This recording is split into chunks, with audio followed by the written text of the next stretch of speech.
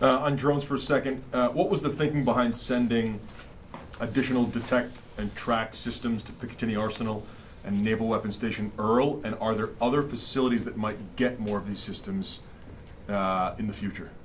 Yeah, so a couple things. So first of all, again, a lot of focus on this right now for all the obvious reasons, some of which includes those sitting in this room here. And so we're going to take this seriously. And so ensuring that installations, in this case Picatinny and Earl, have the capabilities they need to detect, to identify and track as appropriate in the event there's drone activity near those facilities.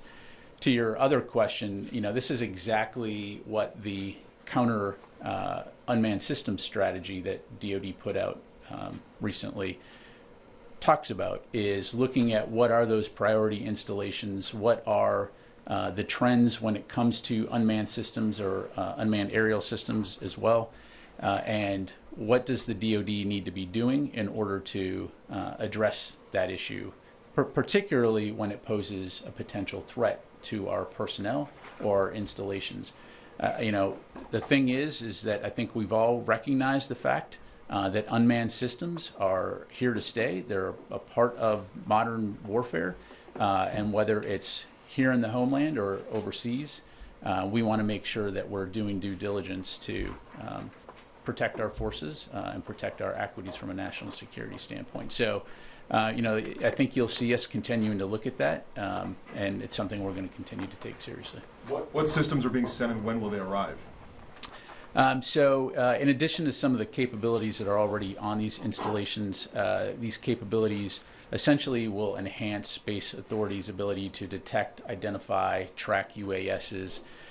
So, for example, this could include active or passive detection capabilities, plus capabilities like the system known as drone busters, which, as you know, employs non-kinetic means to interrupt drone signals, affect their ability to operate. All right, Kelly. You mentioned that it wasn't all that unusual to see some drones over military bases. You mentioned this is becoming more and more of a common occurrence in the use of drones. But what would constitute it as a threat? What is the benchmark, and have you been communicating with other military installations to be ready for more of these drones, and how to spot if it could be a threat before it might be too late? Yeah. Again, it won't surprise you. This is not a new conversation for us within DoD. I mean, as I highlighted, drones flying, whether here or overseas, is not something new, right? And especially in the United States with 1 million registered drones and 8,500 flying on any given day. Similar to vehicles that may inadvertently approach a base, the same can be true for drones. As to what constitute a threat, that obviously has to be assessed on a case-by-case basis, depending on what the drone is doing, where it's going, and so I'm not going to provide a blanket definition, but again, the idea here is that by providing training, capabilities, resources, commanders are able to assess and make those determinations. The other thing that I think it's very important to remember is that when we're here in the homeland, the authorities that the U.S. military has to detect and track these kinds of things is much different than it would be if we were in a combat zone. In other words, the intelligence, surveillance, and reconnaissance capabilities that we can employ outside the United States are much different for very good reasons. We don't collect intelligence on American citizens. And so that, of course, appropriately requires to work very closely with local, state, and federal authorities, law enforcement authorities, when necessary to address these threats. And you mentioned the White House and the administration did share a bit of their assessment of what these drones are, but we know lawmakers are being briefed on Capitol Hill, and members of the public, this isn't really, sitting well with them. They aren't really kind of taking this explanation for those that really saw these drones with their own eyes. So what would you say to them? Well, again, I definitely don't want to minimize the significant interest and the concern that people have. But again, I think in the way that you now have this modern technology and the ability, you could go out of here right after this briefing and go and buy a drone and you could fly it around your neighborhood. And as long as you're flying it appropriately and not in restricted airspace, there's nothing illegal about flying that drone.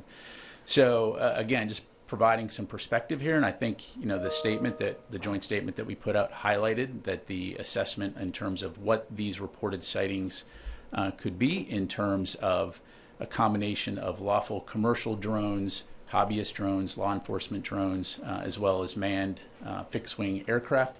Again, don't want to minimize it, but I think it's important to understand, too, just the volume of drone activity that will likely only increase into the future, and the fact that it is legal to fly drones. And if they go into restricted airspace, of course, we'll take appropriate action.